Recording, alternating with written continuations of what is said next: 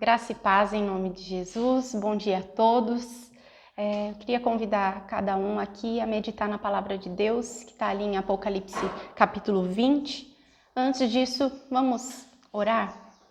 Senhor Jesus, obrigado por esse dia. Obrigado, Senhor, por essa palavra que o Senhor escolheu esse dia para meditarmos nela. Pai, eu oro para que o Senhor traga junto com ela a revelação, o poder, em nome de Jesus, para tocar os nossos corações e que essa palavra nos dê, Senhor, a direção que nós precisamos para esse dia, Senhor. Em nome de Jesus, queremos viver para a Tua glória, Senhor, em nome de Jesus. Amém. Então, nós vamos fazer uma leitura ali do texto de Apocalipse, capítulo 20, diz assim: Então vi descer do céu um anjo. Tinha na mão a chave do abismo e uma grande corrente. Ele segurou o dragão, a antiga serpente, que é o diabo, Satanás, e o prendeu por 1000 anos. Lançou-o no abismo, fechou-o e pôs selo sobre ele, para que não mais enganasse as nações, até se completarem os 1000 anos. Depois disso, é necessário que ele seja solto pouco tempo. Vi também tronos, e nestes sentaram-se aqueles aos quais foi dada a autoridade de julgar. Vi ainda a alma dos decapitados por causa do testemunho de Jesus, bem como por causa da palavra de Deus. Tantos quantos não adoraram a besta, nem tampouco a sua imagem, e não receberam a marca na fronte e na mão, e viveram e reinaram com Cristo durante 1000 anos. Os restantes dos mortos não reviveram até que se completassem os 1000 anos. Esta é a primeira ressurreição. Bem-aventurado e santo é aquele que tem parte na primeira ressurreição. Sobre esses a segunda morte não tem autoridade. Pelo contrário, serão sacerdotes de Deus e de Cristo e reinarão com ele os 1000 anos. Quando, porém, se completarem os 1000 anos, Satanás será solto da sua prisão e sairá a seduzir as nações que há nos 4 cantos da terra, Gog e Magog, a fim de reuni-las para a peleja. O número dessas é como a areia do mar. Marcharam então pela superfície da terra e sitiaram o acampamento dos santos e a cidade querida. Desceu, porém, fogo do céu e os consumiu. O diabo, o sedutor deles, foi lançado para dentro do lago de fogo e enxofre, onde já se encontram não só a besta, como também o falso profeta, e serão atormentados de dia e de noite pelos séculos dos séculos. Vi um grande trono branco e aquele que nele se assenta, de cuja presença fugiram a terra e o céu, e não se achou lugar para eles. Vi também os mortos, os grandes e os pequenos, postos em pé diante do trono. Então se abriram os livros, ainda outro livro, o livro da vida foi aberto, e os mortos foram julgados segundo as suas obras, conforme o que se achava escrito nos livros. Deu o mar os mortos que nele estavam, a morte e o além entregaram os mortos que nele havia, e foram julgados, um por um, segundo as suas obras. Então a morte e o inferno foram lançados para dentro do lago de fogo. Esta é a segunda morte, o lago de fogo. E se alguém não foi achado inscrito no livro da vida, esse foi lançado para dentro do lago de fogo. Esse texto, Apocalipse 20, é conhecido um dos textos mais polêmicos do Apocalipse, né? Devido a essa questão do milênio, e nós não vamos nos ater em explicar essas questões do milênio e as frentes teológicas que se dividem em muitas áreas, mas a gente vai ficar com a palavra de Deus. A Bíblia diz, né, em Deuteronômio 29, que as coisas reveladas pertencem ao homem e as coisas ainda não reveladas pertencem a Deus. Há coisas muito claras nesse texto e nós vamos ficar com essas coisas claras e óbvias. Então nós vamos meditar no texto de Apocalipse 20, do versículo 1 até o versículo 15, todo o capítulo, sobre esse tema: olhe para o fim. Eu queria que você olhasse para o fim, não só no sentido de final dos tempos, né? Mas você olhasse para o fim no sentido de destino. Aqui vai mostrar o destino de algumas criaturas, né? De alguns filhos, criaturas, né? Também aqui. Então é esse sentido que nós vamos olhar, porque aqui o texto deixa muito claro sobre este fim. Quando eu estava meditando neste capítulo, eu me recordei de uma situação que aconteceu há alguns anos atrás. Eu estava ali na casa Maria e Marta, e na tentativa de buscar algo sábio para orientar aquelas meninas, Deus me levou a mostrar para elas não apenas aquilo que elas estavam vivendo, muitas tentadas numa ou outra área. Eu falei para elas assim: olhe para o fim.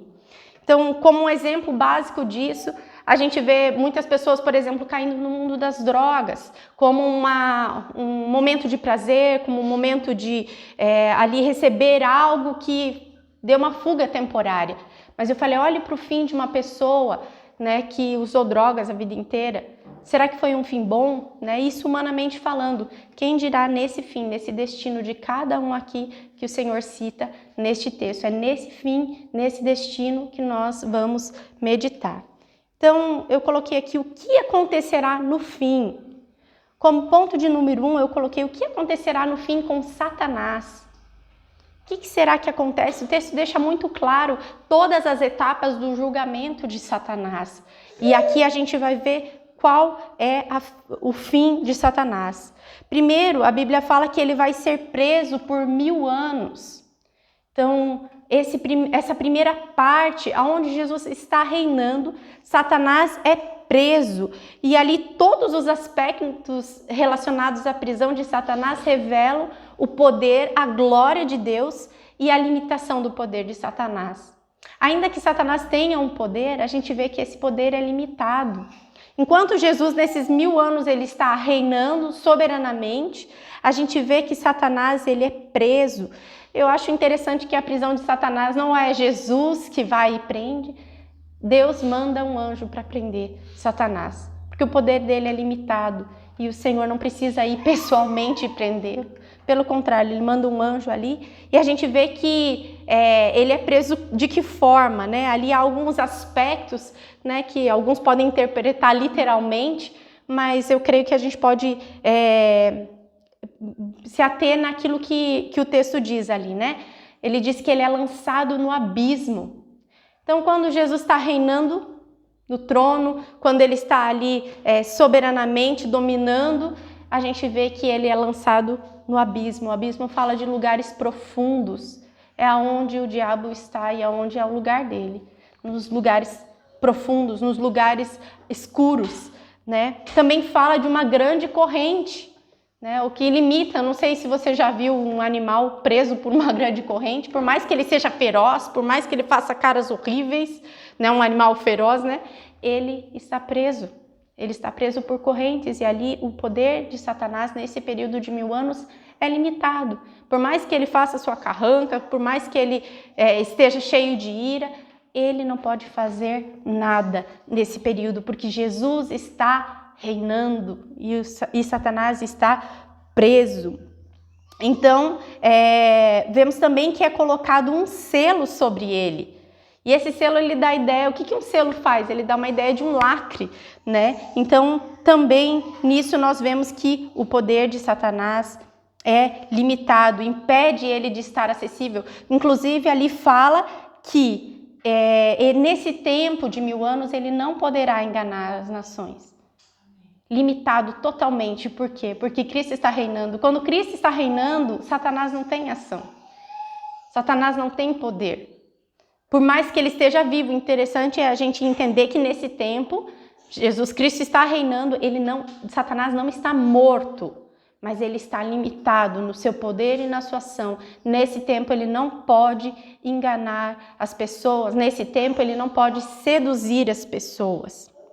Agora no versículo 3, a gente vê que esse tempo uma hora vai acabar e o que vai acontecer? Depois de preso, o diabo não vai ser sentenciado à condenação ainda. A Bíblia fala no versículo 3 que ele será solto por pouco tempo. Então, é revelado, né, que após esse período que ele fica preso, o que vai acontecer? Ele vai ser solto temporariamente. E nesse período pequeno, nesse curto espaço de tempo, aí sim ele vai poder fazer aquilo que ele não fez naquele milênio, aquilo que ele não fez naqueles 1000 anos. Pelo contrário, ele vai sair para quê? Para enganar as nações. E a gente vê que ele vai enganar a muitos, porque ali fala que serão como a areia do mar. Então ele vai percorrer e ele vai enganar e ele vai trazer esse espírito de sedução. O que é sedução? Certamente, né, ele sai ali dessa prisão com um poder. E aí o que acontece? Nesse período que ele sai com poder, ele sai seduzindo nações. Ele vai dando o poder limitado que ele tem para as pessoas e as pessoas vão se enganando com isso e eles pelejam, né? Eles sitiam ali no verso, eu queria ler aqui também o verso em que fala sobre isso, né? Que nos esclarece essa situação ali no verso 7.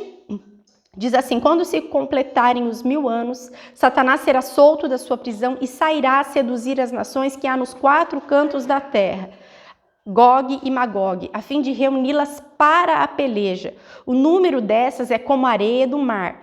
Marcharam, então, pela superfície da terra e sitiaram o acampamento dos santos e a cidade querida. Então, o que o diabo faz? Reúne as pessoas para ir contra. Ir contra o quê? Ir contra os santos, sitiar. É interessante essa parte porque a Bíblia fala que o diabo ele anda ao derredor, como um leão que ruge. Imagina ele solto depois de 1000 anos, sitiando o povo de Deus, indo ali ao derredor. Ele não pode nos tocar. Ele não pode tocar os santos, mas ele sitia, ele ameaça e ele vai sitiar 2 pontos que são ali a menina dos olhos de Deus, que é o quê? Os santos, as pessoas escolhidas, as pessoas separadas para Deus e a cidade querida. A cidade querida aqui, se nós olharmos no original, fala de Jerusalém, a cidade do Senhor. Então ele vai pelejar contra esses. Mas por que eu estou falando para você que você precisa olhar para o fim? Porque diz assim, será que ele vai conseguir algum poder, alguma vitória nessa hora? Não. Diz assim, porém fogo do céu desceu e os consumiu. Então o diabo ele pode sitiar, ele pode andar ao derredor dos santos, ele pode atentar contra as coisas sagradas de Deus, mas ele não tem poder de destruir. Pelo contrário, desce fogo do céu e consome todas essas coisas, todos os planos do diabo. E diz assim, o diabo, o sedutor deles, foi lançado para dentro do lago de fogo e enxofre, onde já se encontram não só a besta, como também o falso profeta, e serão atormentados de dia e de noite. Então, qual é o fim do diabo? Qual é o fim de Satanás? Qual é o fim do falso profeta? Qual é o fim aqui da besta? O lago de fogo. Então, ele tem esse poder, ele seduz as pessoas, ele reúne as pessoas, ele atua contra o povo de Deus, mas ele será consumido e ele irá para o lugar de destino dele, que é o lago de fogo. Isso para nós, se nós olharmos, se nós atentarmos para o fim. Olhando para esse texto, eu me lembrei muito do Salmo 73, onde Asaf, ele olhou a prosperidade dos maus e ele estava quase desanimando. Talvez hoje, você ao olhar para o mundo, para as injustiças que acontecem, talvez você esteja quase desanimando. Mas você precisa olhar para o fim, porque Asaf, quando ali no Salmo 73, ele diz, quando eu atentei para o fim, aí ele teve aquele alívio. Porque ele sabia o destino, o final daqueles que não pertencem a Deus. Então vale a pena seguir o Senhor, vale a pena ficar firme, ainda que a gente se sinta muitas vezes preso, sitiado, acanhado pelas ameaças do diabo e pelo volume de pessoas, como a areia do mar ali, que tentam, né, nos sucumbir. Nós que somos o povo santo, escolhido do Senhor, nós cremos que Jesus está reinando. E ele está regendo a história. A história, o enredo da história final já tem um roteiro. Não vai mudar, nenhuma palavra vai cair. Tudo vai se cumprir no tempo do Senhor. E isso, para nós que cremos, é uma segurança, há uma paz, há uma certeza de que o diabo já tem a sua condenação final. Então, quando ele tentar te seduzir ou quando ele tentar te levar para os caminhos dele, lembre do final dele. E não queira andar segundo os seus conselhos ou achar que vale a pena seguir ou ser próspero nesse tempo, porque o fim dele está decretado, assim como está decretado o fim de todos aqueles que creram e andaram nos seus conselhos, né? Mas a Bíblia não para só no final, no destino final de Satanás. A Bíblia fala, como ponto de número 2, eu coloquei o final eu coloquei assim, o que acontecerá no fim, né? Que é a nossa pergunta de proposição. E eu coloquei como ponto de número 2, com os mártires. O que será que acontecerá com essas testemunhas, com as pessoas que não negaram o nome de Jesus, com as pessoas que morreram pela causa de Jesus?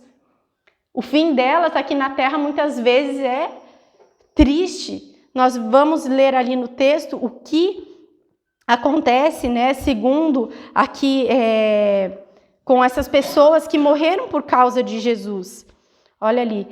Então, os mártires. Calma aí. Deixa eu voltar aqui.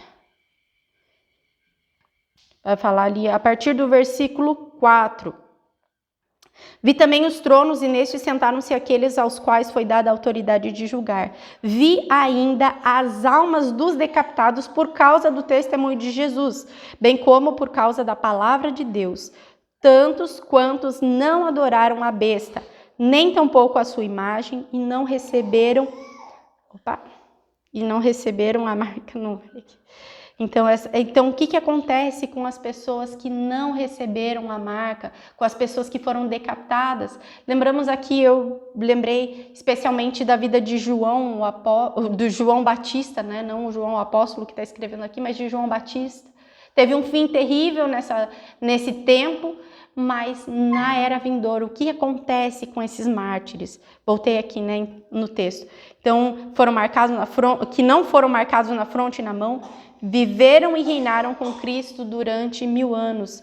Olha os benefícios das pessoas que são mártires, que morrem pela causa de Cristo.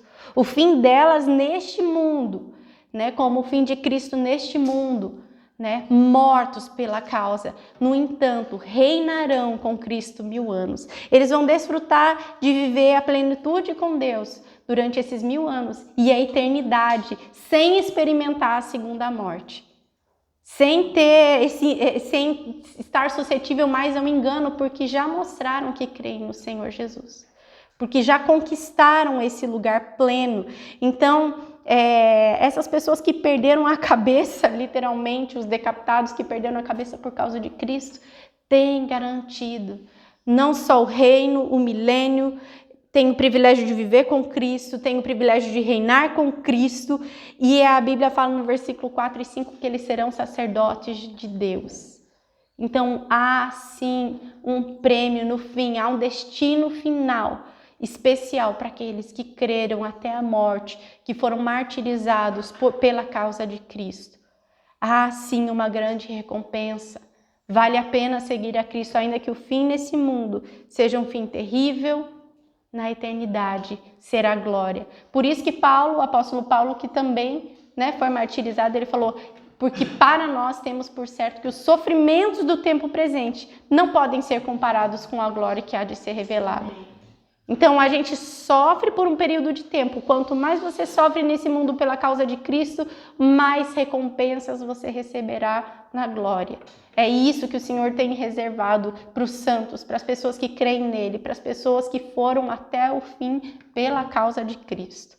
Aí você pode pensar, então tá bom, então será que acabou aqui o final? Não. Ainda a Bíblia nos traz aqui outra categoria de pessoas. O que vai acontecer então com o restante dos mortos? Todas as outras pessoas que foram mortas nesse fim. Então, eu coloquei aqui alguns comentários sobre isso. Enquanto algumas pessoas creem erroneamente que a nossa morte física é o fim, a Bíblia nos revela o oposto. Esta morte física é apenas a primeira morte.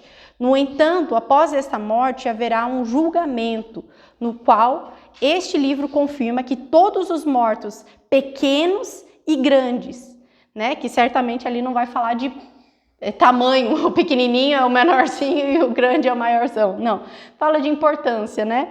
Ali, poderosos ou não, serão julgados segundo as suas obras. Ali no texto fala por 2 vezes que serão julgados por suas obras. E no texto fala um por um, segundo as suas obras.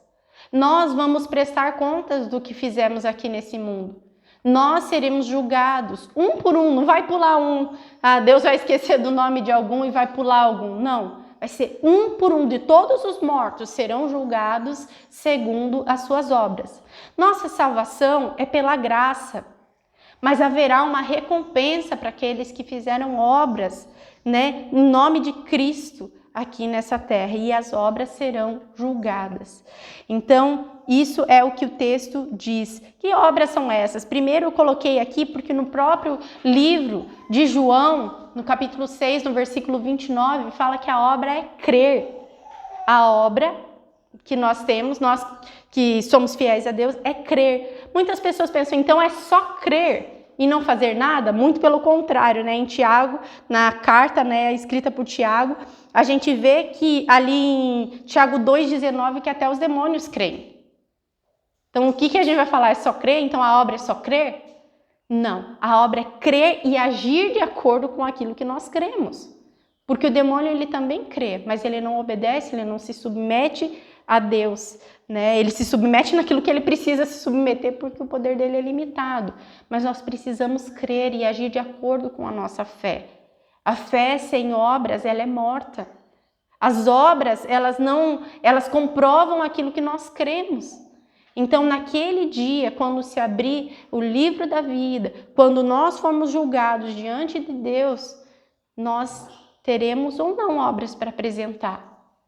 E eu pensando nesse texto e pensando no tempo que nós temos vivido e vendo que muitas pessoas têm abandonado a obra de Deus, de fazer, então tá bom, então Jesus já salvou, então é pela graça, então é só pela fé. Muitas pessoas têm deixado de fazer as obras. Mas a Bíblia fala que nós devemos fazer e também fala que nós não devemos desanimar. Traz muitas vezes desânimo a gente olhar que as coisas não mudam? Traz. Mas a gente precisa trazer esse ânimo porque nós colheremos se não desanimarmos. Haverá recompensa para quem estiver fazendo essas obras, né? Então, fique firme no Senhor. Fique firme olhando para o fim e faça a obra de Deus enquanto é tempo. Amém? Então, dentro desse ponto, então ali vai haver recompensa para quem obedece a Deus. E eu pergunto para você, em que grupo que você está? Porque dentro desses mortos, haverá dois tipos de pessoas. Haverá nomes que são inscritos no livro da vida e as pessoas que não estão inscritas no livro da vida.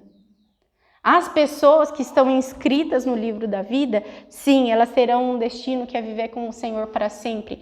Mas as pessoas que não estão inscritas no livro da vida terão o mesmo destino de Satanás, o lago de fogo.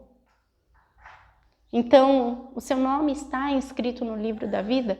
Como saber se eu estou inscrita no livro da vida?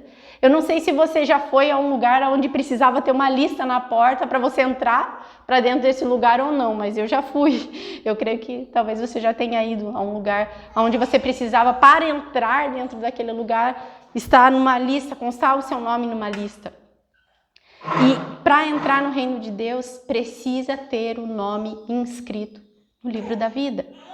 Como que eu vou saber se eu estou inscrito? O Espírito Santo testifica que nós somos filhos, o Espírito Santo testifica que o nosso nome está inscrito no livro da vida. Então é nesse tempo, você precisa ter essa certeza, essa garantia para que você possa entrar no reino de Deus. Eu pensando também nessa questão eu fiquei pensando muito na questão do inscrito, né? Porque poderia falar, o teu nome está escrito no livro da vida. Por que, né, é usada essa palavra inscrito?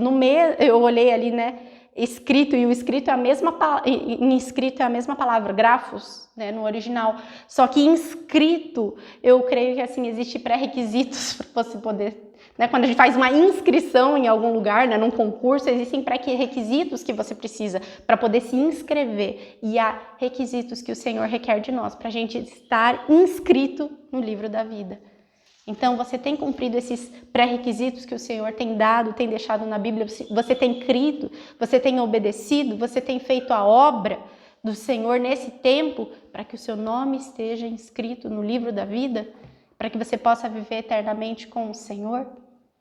Então, esse é o fim dessas categorias aqui que nós vimos. Então, nós vimos aqui, eu vou só rever aqui esses pontos. O que acontecerá no fim? Ponto de número 1, com Satanás. Vimos toda a etapa do julgamento de Satanás. O que acontecerá no fim com os mártires, as testemunhas, aqueles que foram decapitados por causa do nome de Jesus, por causa da palavra, por causa do testemunho. O que acontecerá no fim com os mortos, todos os restantes dos mortos, todas as pessoas que morreram. Duas categorias de pessoas, só há dois caminhos, um que está inscrito no livro da vida e o outro que não está. Este tem um destino, vai para o lago de fogo. A Bíblia ela é muito, principalmente no livro de Apocalipse, cada versículo, à medida que a gente vai meditando, a gente vai vendo que há um lugar para cada um, né? Aqui também nesse texto de Apocalipse 20 fala, não se achou lugar para a terra. Então, há lugar para cada coisa. Há um lugar que o Senhor tem um destino para cada coisa.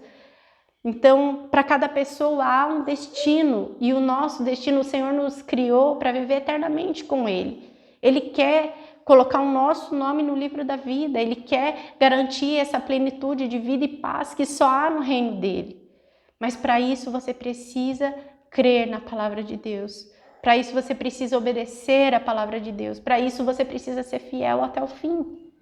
Então eu convido você a meditar na palavra de Deus e ser fiel até o fim.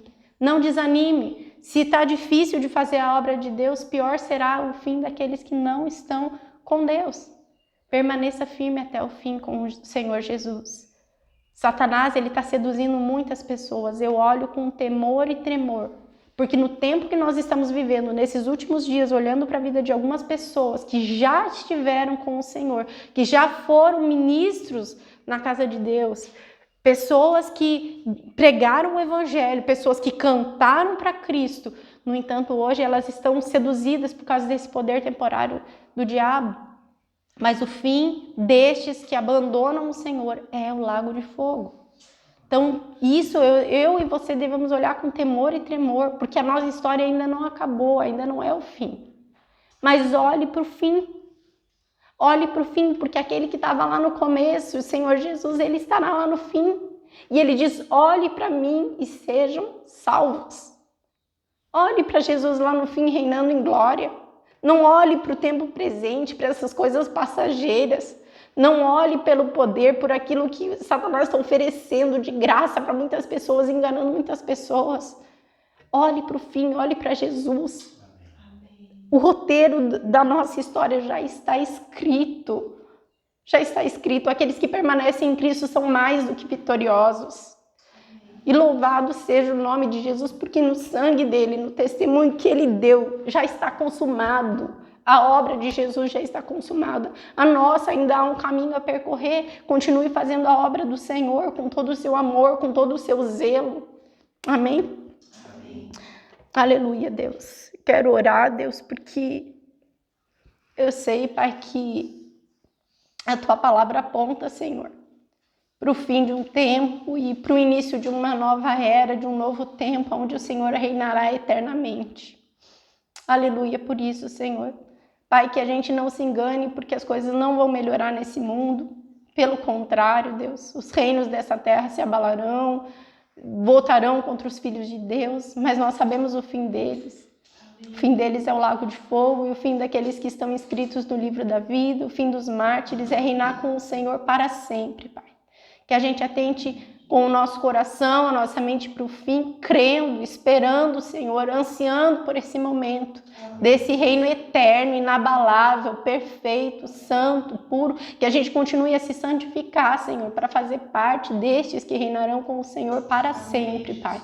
Em nome de Jesus. Fortalece, Senhor, aquele que está com a fé abalada, Senhor.